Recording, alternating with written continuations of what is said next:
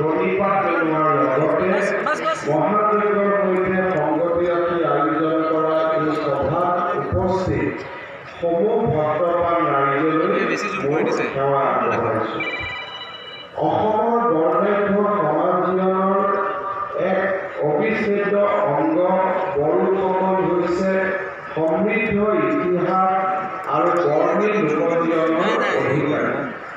অসমৰ আদিতম জনগোষ্ঠী বড়োসকল আহোম আৰু আৰ্যসকলৰ কেইবাশ বছৰ আগৰে পৰা কৃষি উপযোগী আৰু উপযুক্ত বাসস্থান বিচাৰি অসমৰ উত্তৰ পূব আৰু উত্তৰ পশ্চিম চুকেদি অসমত প্ৰৱেশ কৰি ব্ৰহ্মপুত্ৰ বৰাক কপিলী আৰু ইয়াৰ উপনদীবোৰৰ পাৰে পাৰে বসবাস কৰিবলৈ লৈছিল।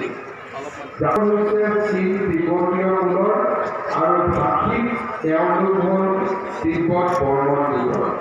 ঐতিহাসিক আৰু পৌৰাণিক বিভিন্ন কাহিনীসমূহত বড়োসকলৰ উপস্থিতিৰ বিষয়ে আমি সকলোৱে বিভিন্ন ধৰণৰ প্ৰমাণ আৰু বিভিন্ন ধৰণৰ লোককথা আমি শুনিবলৈ পাওঁ। বিভিন্ন সময়ত বিভিন্ন স্থানত শাসন চলাইছে, কিন্তু সময়ৰ লগে